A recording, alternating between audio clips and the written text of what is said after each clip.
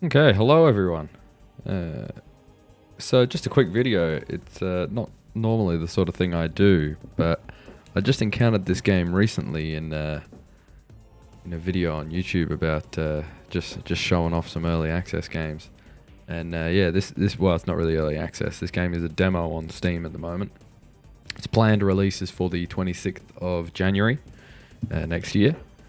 And I wanted to show it off and talk a little bit about it because I think it's a very interesting game. As you can see here, it's incredibly simple, which I think is why it works so well.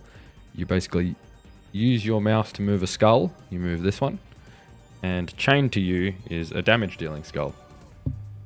And you can left-click to throw and left-click again to recall the skull back to you. And while you're not hitting enemies with like the weapon skull, you build up a charge, and it's not made immediately clear how this works, but when that charge is fully charged, it does an explosion on hitting enemies, and that's it. That is the extent of the mechanics in this game.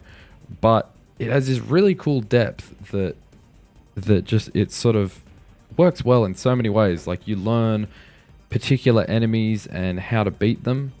You develop all these personal techniques that works for you because it's sort of a physics-based thing. So I'll just jump in here and very quickly show you. I'll just sort of stuff around on the first room. So you can see here, whenever the skull hits an enemy, it'll kill it, and you sort of go through waves. So these particular enemies shoot, and so you want to try and avoid getting shot while you kill the enemies. And when you first start playing this game, because of how it works, it's kind of like that getting over it. It's all about exactly where you put your mouse and how the momentum works, and you learn to do different things based on sort of where you are and how things are moving. So for example, there's an enemy later on. So here's a good one. So you can see if you move it around in a circle, you can sort of keep the skull on the outside of you, and you could hit like 1, 2, 3, 4, if you know what I mean. Like it could stay orbiting you if you're slow enough, or you could spin it quite quickly and get it orbiting within you. And you'll see here, you see how the trail's red now? That means that the explosion is ready, which these enemies normally take 3 hits, but when you've got the explosion, they die in 1. And yeah, this is the enemy I wanted to show you on. So this eyeball, if you touch any part of its tail with your main skull, you will die.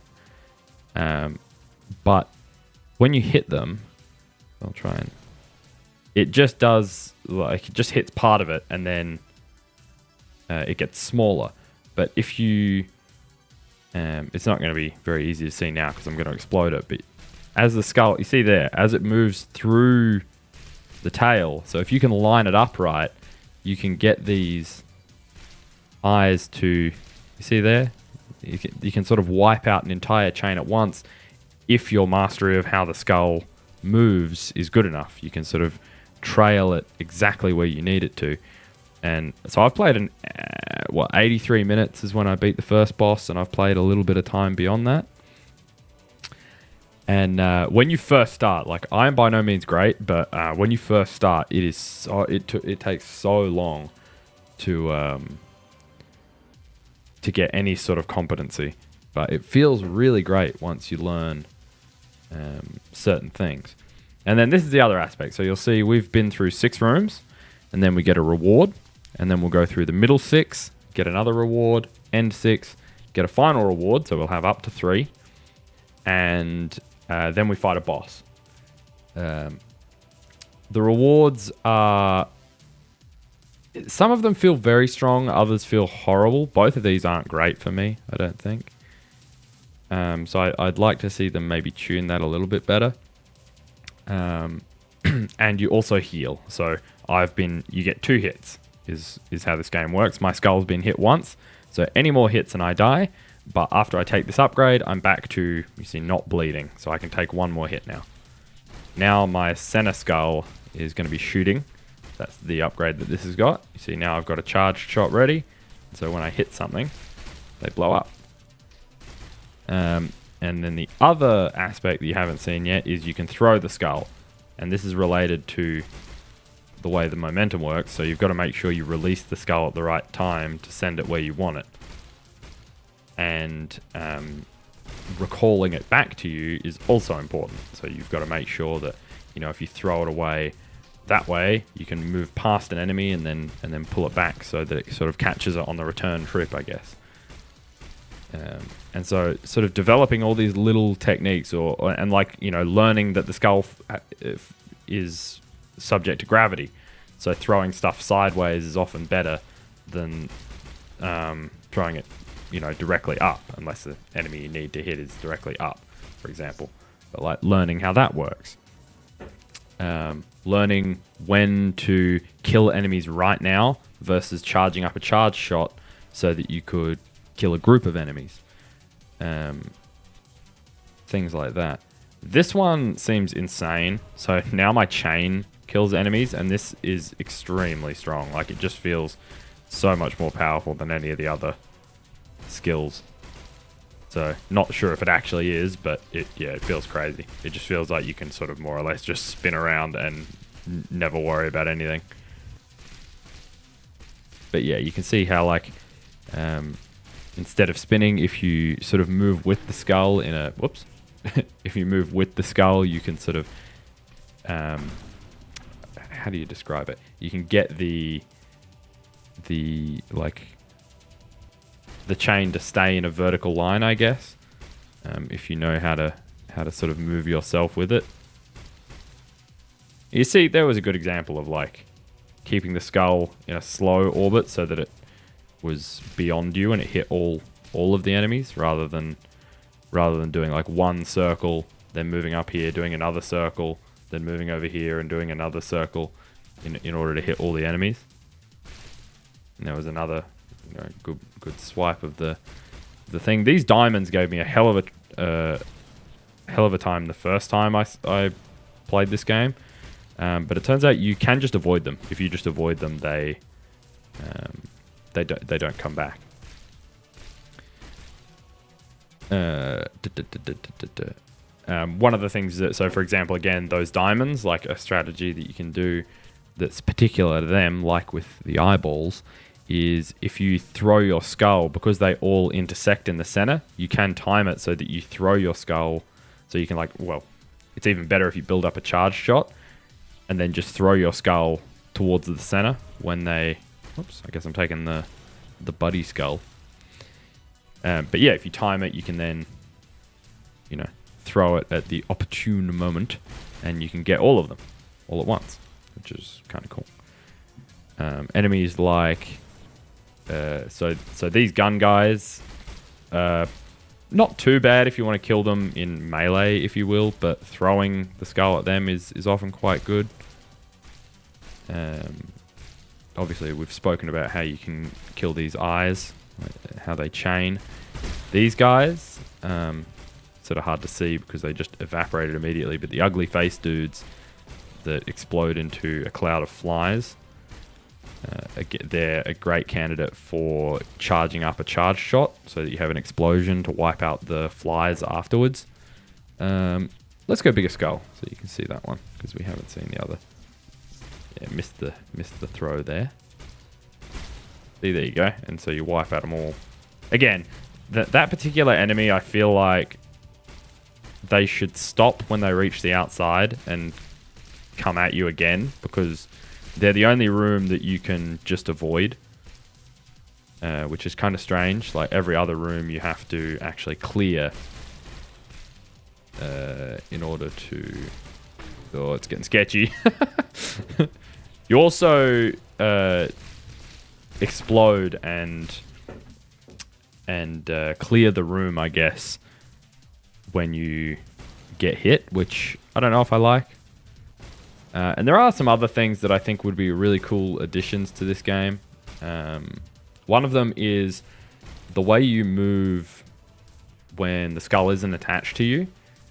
It's still got basically the same inertia as if the skull was attached. And I feel like it would be a really cool opportunity for the game to make you sort of decide, do I need to throw my skull so that I can quickly maneuver between some enemies? Like, I feel like that's just another like little risk versus reward thing that they could do, that I think would make it a little bit more engaging. It's also kind of strange to me that you feel like you've got, like, it feels like the weight of the chain is actually the weight, not the skull that's attached to it, because you feel exactly as heavy as you do before when the skull's not attached, which I think is kind of weird. This one's a good one. I don't think you've seen this. This is auto aim throw. So this is another example of why like throwing sideways is often quite good, because it auto aims, and this thing's gonna, like, they tend to drop. You can cover a lot more ground. Obviously, again, you need the enemies to not be above you, otherwise it just won't work on principle. But yeah, stuff like that, and then like having it, see, as it bounces down, you know, if they were a little bit lower, you would have seen it catch a lot more enemies like that. But yeah, auto aim throw is a really good one. You sometimes have it, yeah, do shit like that where it just like clears out half a room. What were some other things that I wanted to mention? Whoops. I think the boss isn't well suited. It would I'd have to actually reach the boss for you guys to to see it, of course. But it's basically just this big head in the center of the stage that summons hands that move a lot like the triangles that just sort of fly directly at you, instead of, well, the triangles don't fly at you, but they move in that same way. They just sort of spawn in and move in a line. And it just doesn't feel great to me. It feels kind of strange that the... sorry, a bit sketchy. It feels strange to me that the final boss tests you in a way that you didn't really get tested at all in the stages leading up to it. Because it's just like this big lump in the center that you avoid, which means you just spin elsewhere. And whenever the hands that he summons spawn, you just sort of move away from them, if that makes sense. We got a long chain now, which kind of fucks up your muscle memory. I don't really think the long chain's very good. I'm convinced that if you got long chains with the spiked chain, it would be OP, but maybe you can't even get that, because I've never had it, like, in all the time that I've been playing, so it might not even be possible.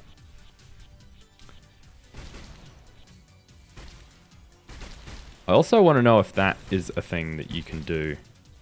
If, like, when you reconnect the chain, if the momentum is conserved, because it's sort of hard to tell. Oh god. That was sketchy. Yeah, see. Doing things like that seems like a really great tool to be able to, like, drop your skull, run to the other side of an enemy, and pull the skull back. But I feel like it would sort of work a lot better if how do I explain it? It would work a lot better if your, like, the skull that is you was a bit more responsive when you didn't have the other skull attached. Which I don't think would be OP. I think it would just be like this interesting little dynamic. But yeah, that's mostly it. I think I'd like a bit more variation. You've probably already been able to tell that the 1 through 6 rooms that I've just done now are basically the same every time. It feels like it would be really beneficial if the game had, say, 12 possible rooms that you can fight in the first zone, and you get 6 of those 12, so that it's always a little bit different. Whereas at the moment, it seems like there are 6 rooms, and you will fight all 6. There is a little bit of randomization in the pattern, but yeah, it feels like many more options there would be great. Obviously, this is just a demo. This game's not released yet, but it would be a real shame to see a game like this that seems like it's got a lot of really cool aspects to it, and some real sort of uniqueness in its simplicity. It'd be a shame for that to just sort of not get... Damn it. Came out of nowhere. Not get the attention it deserves. A couple of other things I'm not massively a fan of is the amount of mess that ends up on the screen, like the explosions and stuff. So sometimes it's not too bad, but like the massive cloud after enemies spawn, and like sometimes parts of the explosions and like shit like that. Like you can have that occurring on top of an enemy spawn, and it's just like really hard to tell what spawned, as well as, you know, obviously you can have, this is you've only seen, I think, 660. Like you haven't seen me go through the final 6, which can end up, you know, it's a pretty hectic sort of mess. And so, yeah, there can be a lot of mess on screen, and it feels like sometimes when you die, just because you couldn't see clearly what was going on, is not really a good thing about the game. Another thing I'd like is just if the skull that you control was a little bit more distinguishable from the big skull, or the weapon skull. Right now, you can tell just because it's got a, you know, it's much bigger. But normally... they're much closer in size, and just every now and again it'll get you killed, but it's not really a problem. It's pretty, that complaint is pretty minor. It would just be like a nice little quality of life thing if they were a little bit more distinguishable. But if the devs don't want to do that, you know, it's fair enough. This is insane. This upgrade. We've got explosions basically every time we hit an enemy. You see, it's ridiculous. That's kind of what I mean. Like like for example, the that was good. I'm proud of that. Oh, twice! What a king! You watch me throw it all away now. Yeah, just learning like shit like that, like how every time to be able to like consistently, like that was a good example of like when shit was so messy on screen and there were so many explosions that I almost walked into some of the enemies just because I couldn't see. And yeah, it feels like that's not a great like lever to be pulling for difficulty. But I can understand if they want to like use that to balance the... Fuck. Well, we made it. If they want to use that to balance the sort of strength of the faster charge, like fair enough, but I kind of don't agree with it. And the music is pretty good. You can probably hear it. It's very like, I like that it just does its job. It's like a metal soundtrack for a Skull and Demons game, but it sort of stays out of the way. You know, it's not overly in your face. It just sort of does its thing, and it's great for just like chilling out and playing. And the fact that this is a game you can play with one hand is awesome. Like I often play, you know, mostly puzzle games or like deck building card games for this reason, is I just sort of want to sit back and don't want to have to like constantly be clicking and shit. Games like Slay the Spire, I guess. And being able to do that with this is really nice. To just be able to, you know, just do one thing, and it's a simple thing, but it's got a lot of complexity to it. Yeah, so anyway, this is the boss. Let's have a look. Let's see how we do. So can't hurt him there. So he's vulnerable now, and then he summons these hands. And if I touch the boss, I will get hurt. So that's my shield gone, which was one of my skills. Ah.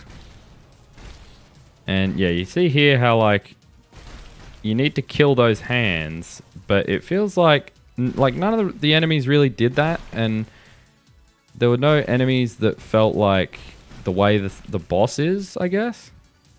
Oh, that's not good. If you let too many of them survive, you get in a real rough spot. There we go. Nice. I think that's the third time I've beat the boss. So, but don't let this fool you. Like, I've been playing this for a really long time, and it was a struggle to get to where I got. the gameplay is very satisfying, and like learning how like it very much worms its way into your muscle memory, which I thought was such a cool sensation to be playing a game and to feel yourself doing movements, knowing what would occur. It's very hard to explain. So I really, yeah, I hope you guys check it out. If all 3 of my viewers even see this video, but yeah, really cool. Before we go, I'll just have a quick look at a list that I did have a discussion about this on the forum. Just posted some stuff that I thought about the game. I mentioned about the boss, mentioned about the variation on restarts. The enemy spawns sometimes feel like they can overlap with where you are and you don't have much of a choice just because there's enemies in every other spot, but that's like a problem that games have been struggling with for ages, like games like this. I think it could maybe use a little bit of tuning, but it's not too bad. They're fairly clear about, there is an enemy spawning here and giving you enough time to get away from it. Yeah, that's not too bad. How do I get out of this? There we go. Yeah, they're fairly clear about that. I mentioned the skills feeling a bit OP. The amount of shit enemies put on the screen. I initially didn't understand the charge, but the way the charge worked, but that's not a big deal. Telling the skulls apart better. And movement. Yeah, cool. So that was basically everything I wanted to say about this game. Yeah, and I hope you give it a go, because it's really fun. The thing that piqued my interest is it was very similar to a game that was sort of critiqued by someone I really respect, called Matthew Matosis, who is a sort of critique of video games, and he did one on Devil Daggers, and it sort of was a arena shooter that used audio in a very sort of, I'm not going to say novel or unique way, but in a way that is a bit more focused than a lot of other games. And sort of it had similar aspects to this in the sense that there are all these parts of it that are non-typical elements for games that were given more focus than the normal. Like in this one, the muscle memory and the learning of particular techniques for certain enemies is like just the way it works isn't that common, and so it was really cool to me to see that done. And the sensation of learning what you need to do and even like particular rooms, like learning patterns for how you kill certain rooms was really cool. And yeah, it reminded me of that Devil Daggers one a lot, because that I've been looking for a game like that to try out for a while now, and this one is really doing it for me. So yeah, I'll probably finish up this run and hopefully we get back to the boss, although it's not looking good. And yeah, and then we'll call it good. Yeah, see, little things like that little flick in order to without moving around too much, to be able to, oh god, the spike chain is OP. But yeah, that little flick in order to like sort of send the skull away, that was a completely unconscious like muscle memory thing that I had developed after playing this, because I wanted to send the skull, but I wasn't sort of in a position to just throw it like I normally would. And that stuff happens all the time. Like you'll just notice yourself shifting in such a way that you can make something happen with it, which is really cool and not common. Oh god. Spike chains OP. Yeah, this is something else that happens sometimes. It does bug out, so it's not counting up to the boss. But oh, spike chains, long chain. Yeah, I've never had this before, so it is possible. Oh fuck, we're at the boss already. Is that a bug? Spike chains, long chain. I think I've only got 2.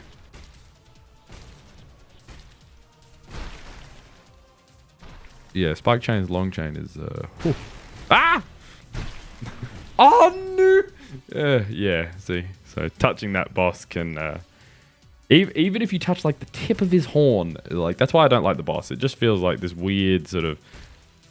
Obviously, the whole game is about avoiding things, but it's never really about avoiding this giant lump in the center of the screen. And like even the way the enemies work is not particular to any other enemy in the game. It just feels like a boss that was like, you know, a boss that was 4 objects that you have to like duck and weave between, that summon other objects, would be much more sort of true to what the game has been. Admittedly, when they add more levels, that felt so good. When they add more levels, you know, they might add many more bosses that most of them are like what I'm talking about, and then this boss is the like refreshing change. So yeah, we'll see. We'll see. It could be a non-issue that I'm complaining about. And I think from what I saw somewhere, there's supposed to be 7 levels total in the final game.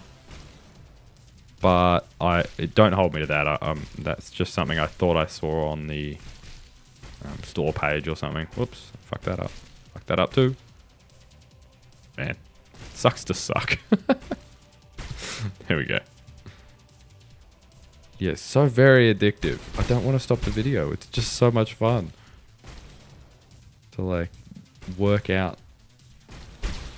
Yeah, see there's an example of that explosion killing the first bank of flies in one go. Faster charge. Yeah, faster charge also OP. Like spike change, faster charge. Real good. Boom. This plus auto aim shoot, and oh, I'd be a happy boy.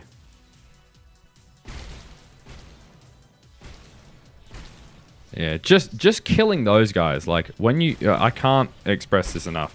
When you first start, well, maybe you won't have this problem because you're not trash at video games. But when I first started, just moving around those, what do you call them? Like the shooting ones, was so difficult. That hit me? Okay. It's cool. Didn't want to win anyway. Yeah, just moving around those enemies and like trying to get towards them without getting hit by... Oh, this is not good. The fact that you can shoot the shot, like hit the shots with spike chain is, yeah, real strong. But yeah, just getting towards those enemies was, you know, a huge achievement to work out how to do that. And then later on, you're ducking and weaving in between enemies and throwing the skull at exactly the right moment. And it's very satisfying. So yeah, I hope you enjoyed having a look, and yeah, I'll see you around. Hope you liked the video. Have a good one.